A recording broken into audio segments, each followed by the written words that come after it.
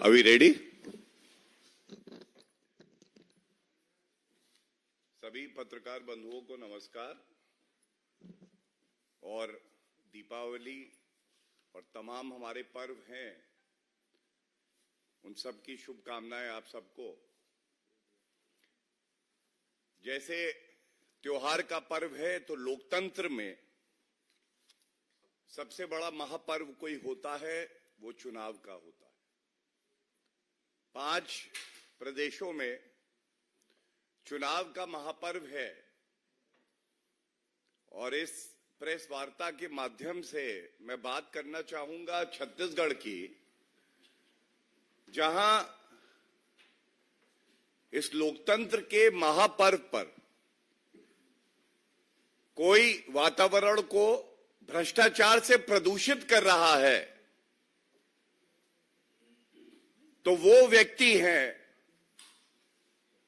भूपेश बघेल जी, मुख्यमंत्री। और प्रदूषित ऐसा कर दिया है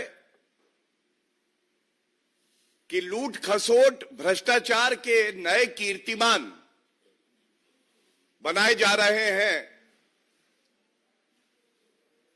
छत्तीसगढ़ में।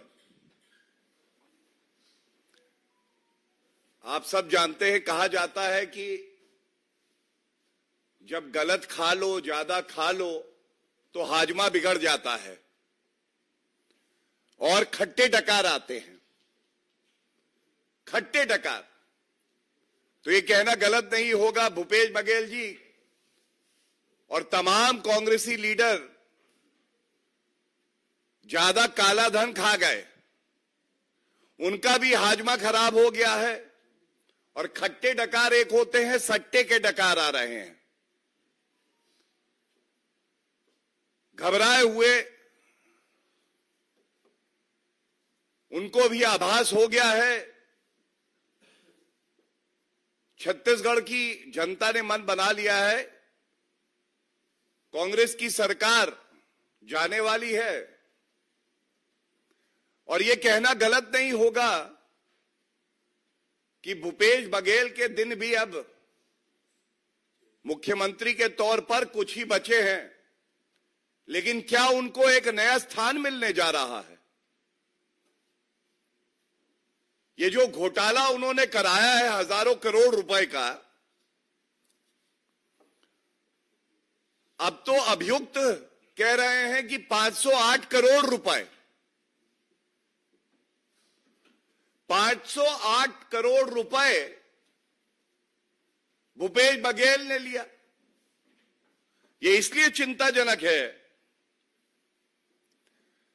कि जिनको जनता की सेवा करनी थी वो मेवा खा रहे थे और गांधी परिवार की सेवा करने में लगे थे।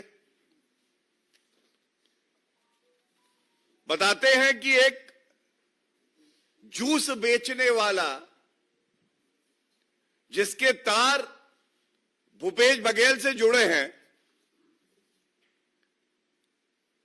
यह व्यक्ति हजारों करोड़ रुपए का आज मालिक बन जाता है। ऐसा जूस बेचा कि जनता का खून चूस रहे हैं। और इसीलिए आज जब प्रधानमंत्री जी ने जनता के मन की जो बात थी, जो चिंता प्रकट करी है, वो बात मैं आपके समक्ष जरूर रखना चाहूंगा। और अब बताया जा रहा है कि महाराष्ट्र में भी एक एफआईआर हो गई है और ये छत्तीसगढ़ तक घोटाला सीमित नहीं है। ये घोटाला गांधी परिवार की तिजोरी कैसे भरनी है और विभिन्न प्रदेशों में कैसे कांग्रेस पार्टी की फंडिंग होनी है, वो भी इसी घोटाले के साथ की जा रही है। पहला प्रश्न जो छत्तीसगढ़ की जनता पूछ रही है, हर नागरिक पूछ रहा है, गांधी परिवार के नेता साथ साथ कांग्रेस पार्टी के अध्यक्ष मल्लिकार्जुन खड़गे जी गाजा पे बोल रहे हैं, लेकिन उनके मुंह से एक शब्द नहीं फूटा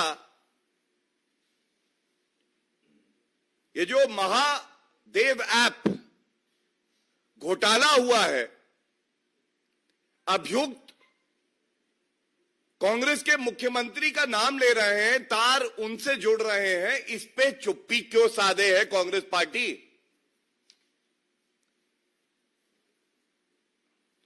भारतीय जनता पार्टी और करोड़ों हमारे जो भाई बहन हैं महादेव को इष्ट मानते हैं। हम लोग कहते हैं हर हर महादेव, और दूसरी तरफ भूपेश बघेल कहते हैं घर घर महादेव ऐप। भाजपा कहती है हर हर महादेव, भूपेश बघेल कहते हैं घर घर महादेव ऐप। और ऐप इसलिए जो नागरिक हैं उनकी गाड़ी कमाई इस ऐप के माध्यम से घोटाला करके पहले अपनी तिजोरी में भरना और उसके बाद जो पूरे विश्व का सबसे बड़ा भ्रष्टाचारी परिवार है गांधी परिवार, उन तक वो घोटाले की कमाई का चंदा चढ़ा देना। तो आज ये दूसरा सवाल भी पूछा जाएगा कि ये बताइए, ये जो 508 करोड़ रुपए जांच में सामने आया है कि अभियुक्तों ने आपको दिए हैं, इसमें कितना करोड़ रुपया आपने खाया है और कितना चंदा चढ़ाया है? और ये गलत नहीं होगा कि इतना भ्रष्टाचार कांग्रेस पार्टी करती है। अगर गांधी भूपेश भ्रष्टाचार कोचिंग सेंटर खोल दिया जाए, भ्रष्टाचार कैसे करना है ये भी आता है इनको, भ्रष्टाचार का रुपया कैसे खाना है और कैसे चंदा चढ़ाना है ये भी आता है इनको, जनता के लिए कैसे कार्य करना है, कैसे विकास की बात करनी है, कानून व्यवस्था को दुरुस्त करना है, ये इनको नहीं आता है। तीसरा बड़ा सवाल, क्योंकि ये घोटाला प्रथम दृष्टया भी जो सामने आ रहा है हजारों करोड़ों का बताया जा रहा है, तो ये जो घोटाले का रुपया है इसका इस्तेमाल छत्तीसगढ़ के चुनाव में किया जा रहा है या 4 अन्य राज्य हैं जहां पर चुनाव चल रहे हैं, वहां पर भी इस काले धन का उपयोग किया जा रहा है। और ये इसलिए स्पष्ट हो जाता है क्योंकि आज आदरणीय प्रधानमंत्री नरेंद्र मोदी जी ने भी ये बात अपने भाषण में उठाई है। सर्वविदित है कि 2.5 साल का फॉर्मूला छत्तीसगढ़ में लागू होना था। अब ये 2.5 साल बाद भ्रष्टाचारी भूपेश बघेल मुख्यमंत्री बने रहते हैं और बताया जा रहा है इसकी वजह यह है जनता की गाड़ी कमाई लूटकर गांधी परिवार की तिजोरी पूरी तरह से भर देना। ये भूपेश बघेल इतना अच्छे से करते हैं कि उनको एक्सटेंशन दिया जाता है। एक्सटेंशन दिया जाता है कि आप छत्तीसगढ़ को लूटो, भ्रष्टाचार करो और हम आपके साथ खड़े हैं। लेकिन एक बात बिल्कुल स्पष्टता से यहां पे कहना आवश्यक है भूपेश बघेल जी को भी अगर ये गलतफहमी है कि वो कानून से ऊपर हैं या गांधी परिवार उनको बचा लेगा, तो मैं इतना ही कहूंगा कि आप किसी भी संवैधानिक पद पे क्यों ना बैठे हों, घोटाला करने का हक कोई संवैधानिक पद आपको नहीं देता है और किसी को बख्शा नहीं जाएगा। 3 दिसंबर 20 दिन बचे हैं। छत्तीसगढ़ की जनता ने मन बना लिया है, भ्रष्टाचारी पापी भूपेश बघेल को सबक सिखाना है। वोटों की चोट जनता पहुंचाएगी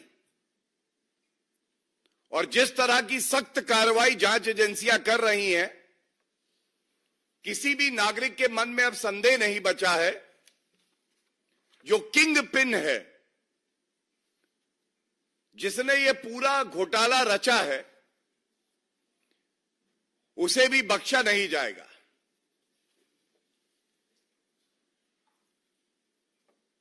इस बात की पीड़ा जरूर होती है कि कांग्रेस पार्टी का चरित्र बन गया है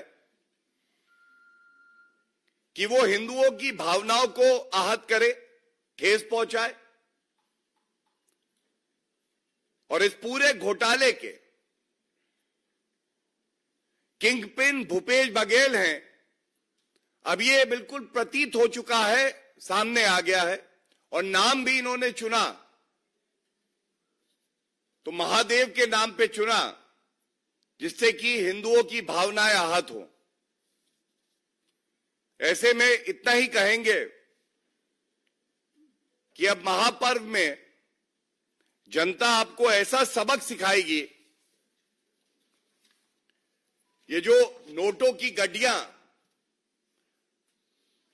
कोरियर के पास से पकड़ी गई थी, ये सारे तार जो जुड़ रहे हैं ये आप ही से जुड़ रहे हैं और ऐसी कार्रवाई आपके खिलाफ होगी, वो एक मिसाल बनेगी कि कोई भी व्यक्ति किसी भी पद पे क्यों ना बैठा हो, वो हिम्मत नहीं कर सकेगा कि वो भ्रष्टाचार करे। बहुत बहुत धन्यवाद। कोई अगर प्रश्न हो इस मुद्दे पे तो हाँ जी प्लीज। ईडी ने ये सब सारी कार्रवाई की है, तो क्या ईडी बहुत जल्द अरेस्ट कर सकती है क्या उनको? आपको ऐसा लगता है?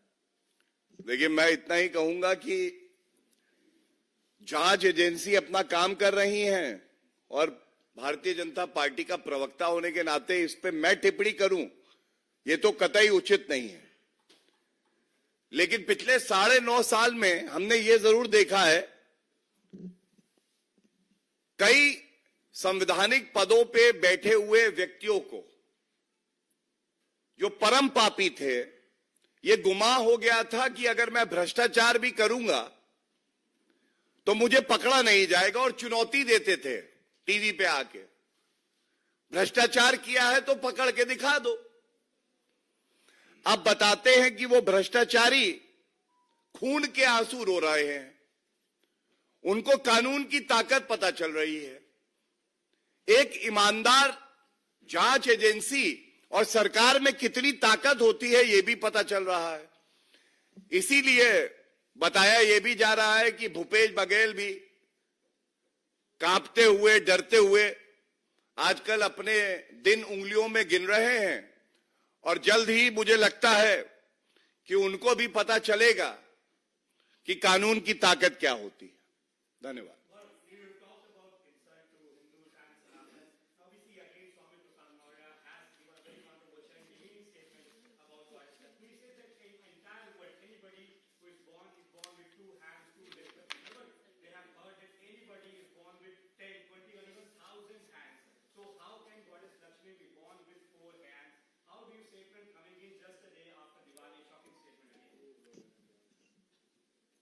देखिए, तुष्टीकरण की राजनीति करते करते ये लोग इतने अंधे हो गए हैं, चाहे वो कांग्रेस पार्टी हो, चाहे समाजवादी पार्टी हो, टीएमसी हो, जितने भी इंडी अलायंस के घटक दल हैं, इनका केवल एक ही काम है, हिंदू देवी देवताओं के खिलाफ अपशब्द कहो, भावनाओं को ठेस पहुंचाओ। और दुख की बात यह है कि जो इनके सर्वोच्च नेता हैं, उनके मुंह में दही जम जाती है और वो एक शब्द नहीं बोलते हैं कि इस नेता का जो वक्तव्य आया है इसकी हम निंदा करते हैं। तो ये माना जाएगा कि उन्हीं के इशारे पे इस तरह के वक्तव्य दिए जाते हैं। और अभी कल ही की बात है, एक और कांग्रेस के नेता है जिन्होंने कहा यह बात। उन्होंने कहा कांग्रेस पार्टी हिंदू देवी देवताओं से नफरत करती है, यह हर कोई जानता है। एक तरफ भारतीय जनता पार्टी है जिसने सभी धर्मों के अनुयायियों की भावनाओं का आदर किया है, और दूसरी तरफ ये तुष्टीकरण करने वाली पार्टियां हैं, इनका वजूद मिट जाएगा अगर आप भारत में रह के भारत की संस्कृति को नहीं पहचानेंगे तो जनता आपको जवाब देगी, ये हमारा मानना है।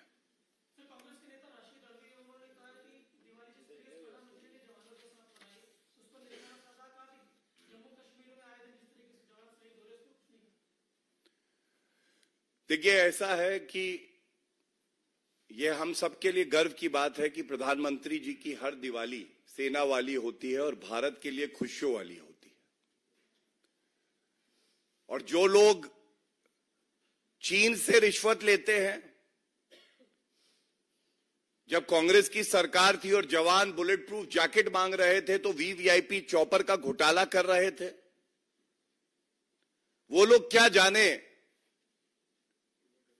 कि भारत से प्यार करना क्या होता है, भारत के प्रति समर्पण क्या होता है। और मैं समझता हूं कि दीमक की तरह अगर कोई पार्टी भारत में रह के खोखला करने का काम देश को प्रयास करती है तो वो कांग्रेस पार्टी है। और इसमें सबसे अग्रणी भूमिका कोई निभाता है तो वो गांधी परिवार है, राहुल गांधी है।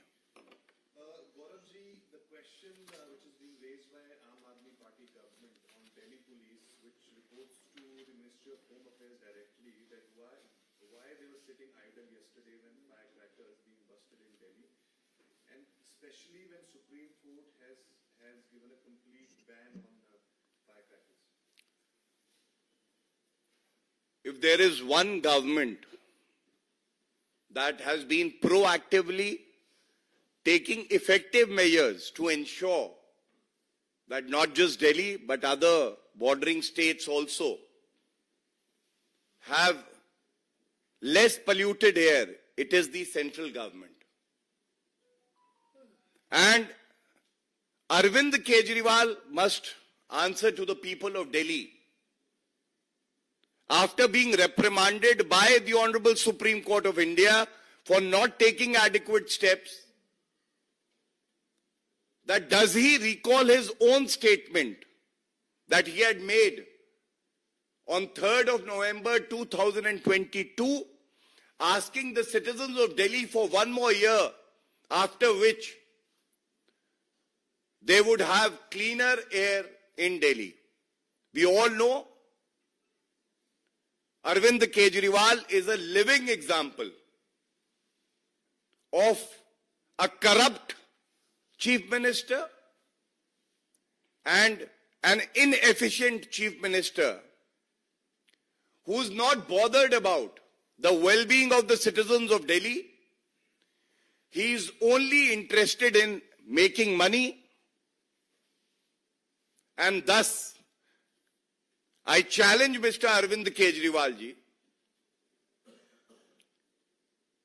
to deny the statement I'm making from this platform that when superficially the lawyers of his government proposed the odd-even scheme also, the Honorable Supreme Court very clearly made an observation that this is nothing but an eyewash. It clearly reflects that the Honorable Supreme Court also came down heavily on the Chief Minister Arvind Kejriwal and the elected government of Delhi. हाँ जी।